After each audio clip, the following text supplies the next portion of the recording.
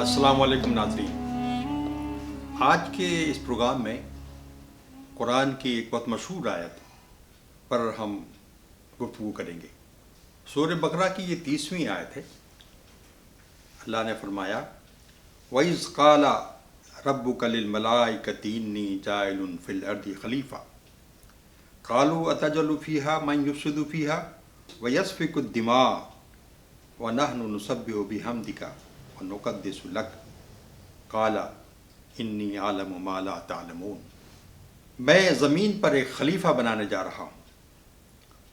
فرشتوں نے کہا کیا تو ایک ایسی مخلوق بنائے گا جو زمین میں فساد پھیلائے گی اور خون خرابہ کرے گی، جبکہ تیری تسبیح اور تقدیس کے تو ہم کرتے ہی ہیں۔ اللہ نے کہا یقیناً جو میں جانتا ہوں وہ تم نہیں جانتے۔ ناظرین، یہ ایک بہت مشہور آیت ہے، اس کا ہم نے بہت بار اس کو پڑھتے ہیں اور اس کا ترجمہ بھی سنتے ہیں، اور مفسرین نے اس کی تشریح بھی مختلف انداز سے کی ہے۔ اس کو پڑھ کے ایک ایسا محسوس ہوتا ہے کہ اللہ کے ہاں ایک کمانڈ اسٹرکچر ہے، ایک بہت ایگزالٹڈ قسم کی اسمبلی ہے جو فرشتوں اور جنات پر مشتمل ہے۔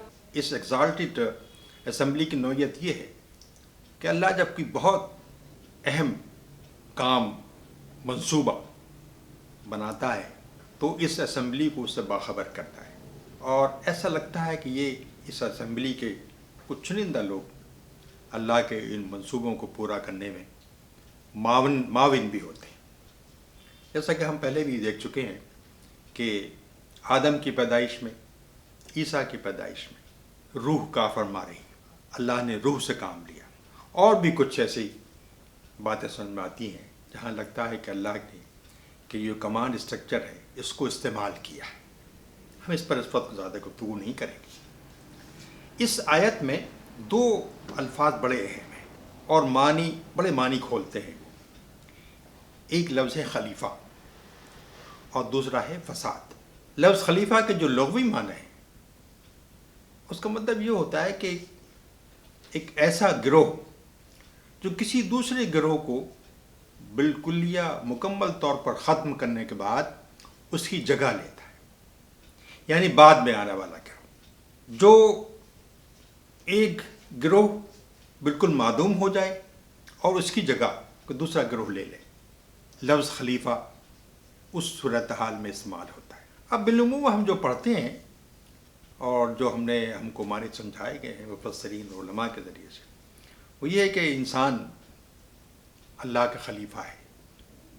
آدم اللہ کے خلیفہ کے طور پر دنیا میں آئے تھے۔ اب یہ بات اگر یہ لغوی معنی لی جائیں تو یہ بات سمجھ سے بالاتر ہے کہ معدوم کون ہوا، ختم کون ہوا، کس کے ختم ہونے کے بعد یہ گروہ انسانی جو آدم اور آدم کی شکل میں اب دنیا میں آ رہا تھا، کس کی جگہ لے رہا تھا۔ ظاہر ہے کہ یہ چیز اللہ کے لیے یہ بات نہیں ہو سکتی۔ یہ کوئی اور گروہ ہے، یہ کوئی اور وجود ہے جس کے بارے میں کہا جا رہا ہے کہ اس کے خاتمے کے بعد اللہ نے کہا کہ اس کے بعد ہم ایک دوسری نسل تیار کر رہا ہوں، جس کے بارے میں اپنے اپریہنشنز کا، اپنے خوف کا اظہار کیا فرشتوں نے۔ فرشتوں کو اس بات کا ادراک تھا۔ اب یہ سوال یہ ہے کہ ادراک کیوں کر تھا، کیسے ان کو معلوم ہوا کہ یہ جو نئی مخلوق اب پیدا کرنے کا ارادہ فرمایا ہے رب سماوات نے، رب کائنات نے، تو وہ فساد بھی برپا کرے گا، خون خرابہ کرے گا؟ انہیں کیا معلوم؟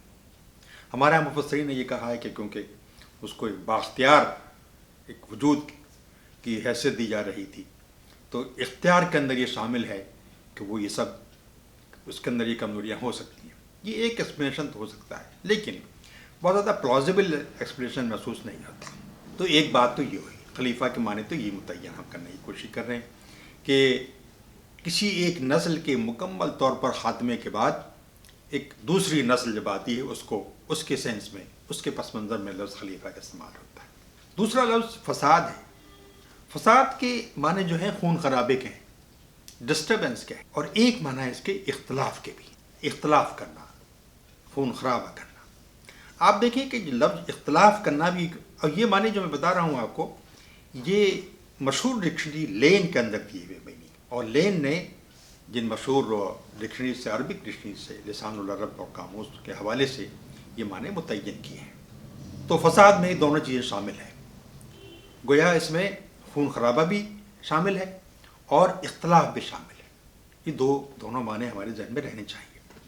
اب سوال یہ ہے کہ یہ جو ایک نسل معدوم ہوئی اور اس کے بعد دوسری نسل آئی، یہ معدوم ہوا کون؟ یہ بہت اہم سوال ہے، اس پر غور کرنے کی ضرورت ہے. اور اس پر غور کرنے کے سلسلے میں ہمیں یہ دیکھنا پڑتا ہے کہ تاریخ انسانی، یعنی انسان کا ارتقا ہوا کس طرح سے. جو ہمارا علم اور سائنسی علم اس وقت تک ہم جس تک پہنچے ہیں، اس کے نتیجے میں دو نظریات سامنے آئے ہیں. ایک نظریہ یہ ہے کہ انسان ہومو ایریکٹس کے مقام تک جب پہنچا اپنی ترقی کے نتیجے میں، تو وہ دنیا کے مختلف علاقوں میں پھیلا. وہ آسٹریلیا کی طرف گیا، اور وہ ساؤتھ ایسٹ ایشیا کی طرف گیا، چائنا کی طرف گیا، نارتھ ایشیا کی طرف گیا، اور یورپ کی طرف گیا.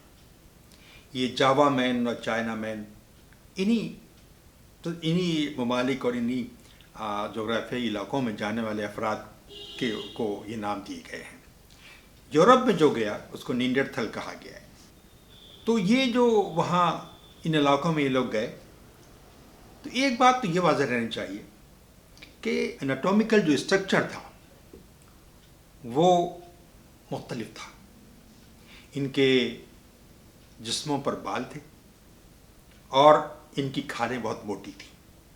یہ ان کا جو دوسری بات ہے کہ نیورولوجیکلی ان کا ڈیولپمنٹ ابھی نہیں ہوا تھا.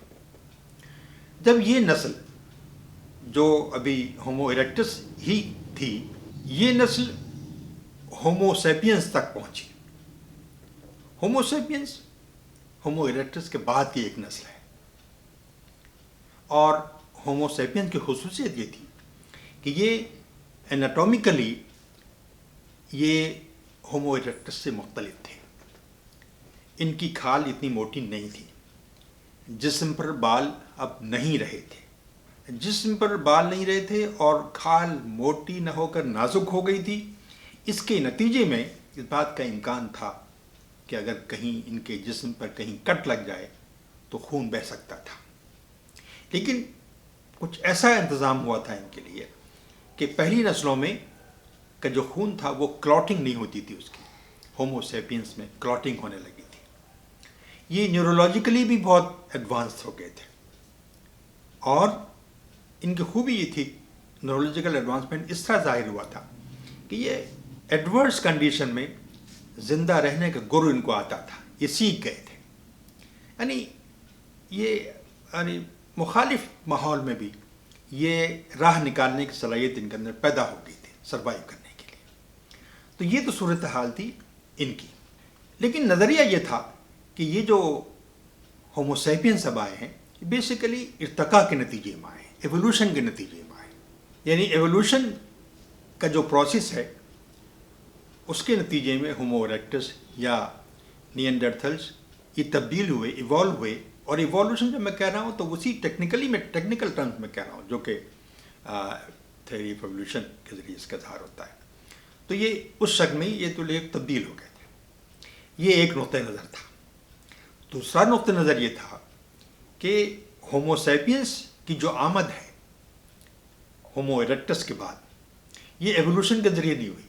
ایک بات تو یہ آئی تھی، ایک بات یہ پرپوز کی گئی کہ پہلا ایوالوڈ اور ارتقاء یافتہ انسان جو پیدا ہوا یا آیا یا ظاہر ہوا وہ افریقہ میں ظاہر ہوا. یہ بات واضح رہنا چاہیے کہ پرانے زمانے کا جو افریقہ ہے اس میں مڈل ایسٹ کے تمام ممالک شامل ہوتے تھے.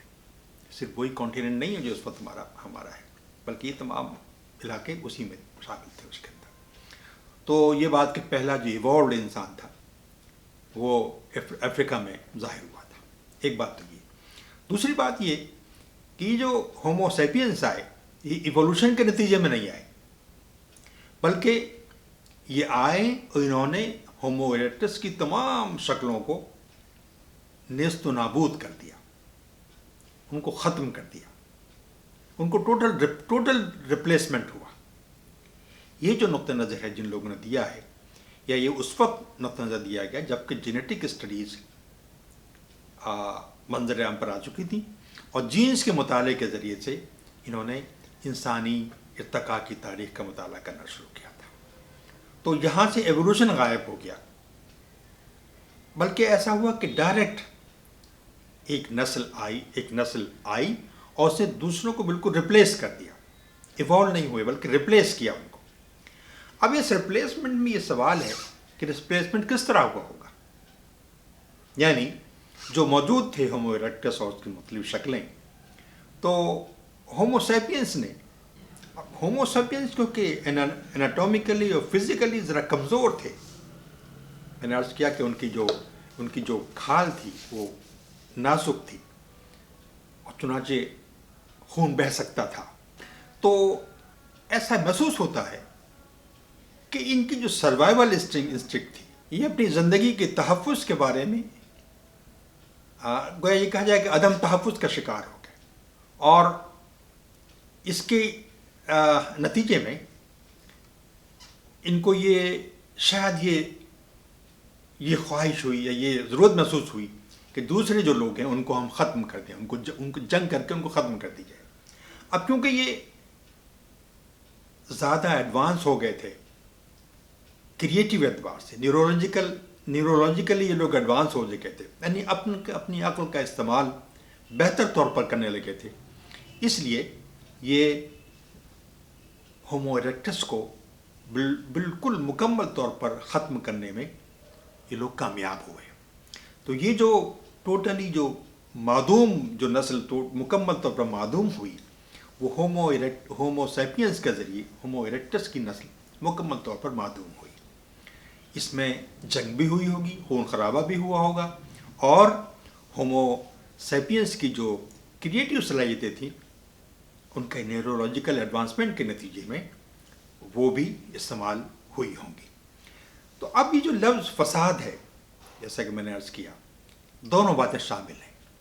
فساد کے نتیجے میں خون بھی بہا، اور کیونکہ یہ بیسیکلی زندگی کے عدم تحفظ کے خدشے کی وجہ سے یہ ہوا تھا، چنانچہ ہومو سیپینس نے عقل کو استعمال کیا مختلف طریقے سے اپنی زندگی کو بچانے کے لیے، اور اس ماحول میں جو کہ مخالف ماحول تھا اس سے ٹیکٹفلی اپنے آپ کو بچا لے جانے کے سلسلے میں۔ تو یہ دونوں باتیں، یہ کچھ باتیں گویا کہ پازیٹیو ہوئیں فساد کے نتیجے میں، فساد کے پس منظر میں، فساد کے تصور میں، کچھ باتیں نگیٹو ہوئیں۔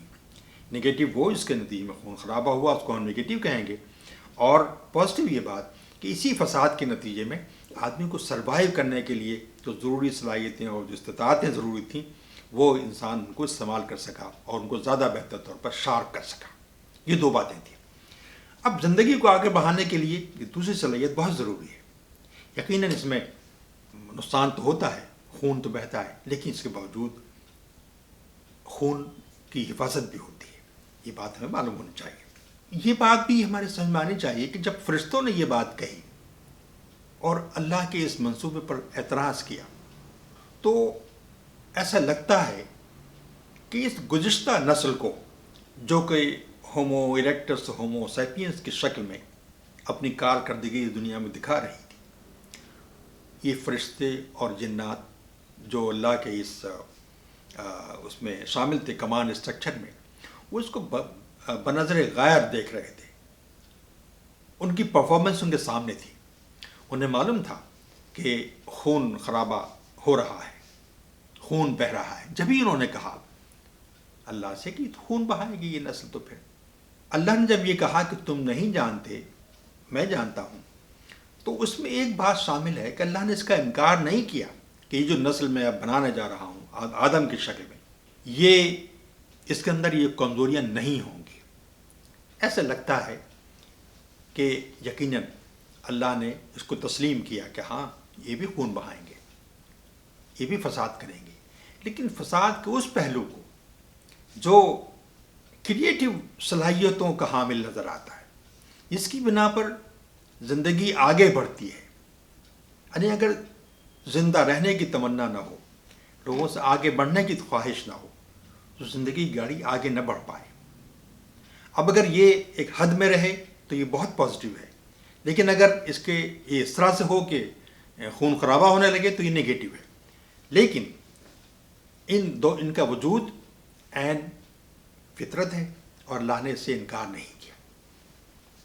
یہ بات فرشتوں کی اور اللہ تعالیٰ کی اس اسمبلی کی یہ آبزرویشن بالکل صحیح تھا کہ ایسا ہوگا.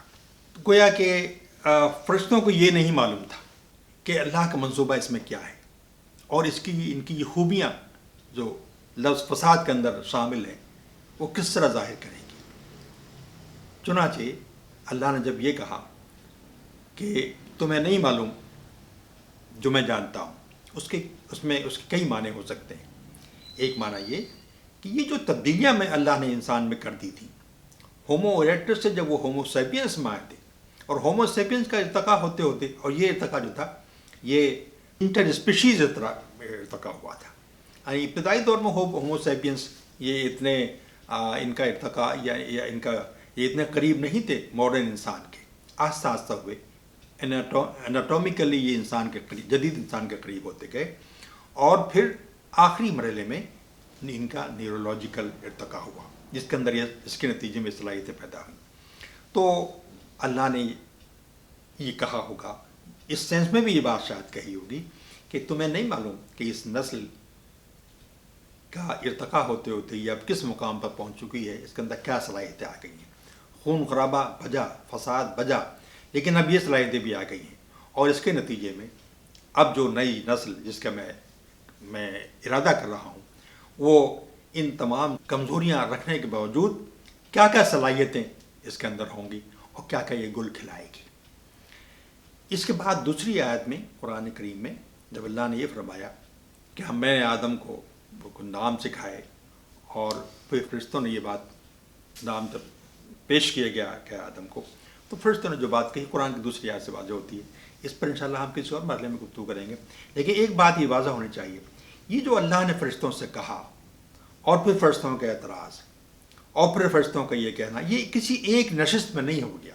اس میں مجھے لگتا ہے زمانے لگے ہیں، اس کا مختلف ادوار لگے ہیں. جب اللہ نے انسانی زندگی کا آغاز کیا ہوگا اس وقت یہ بات کہی ہوگی، اور انسانی زندگی کا آغاز اور اس کو اس مقام تک آدم تک پہنچتے پہنچتے بلینس آف ایئر لگے ہیں.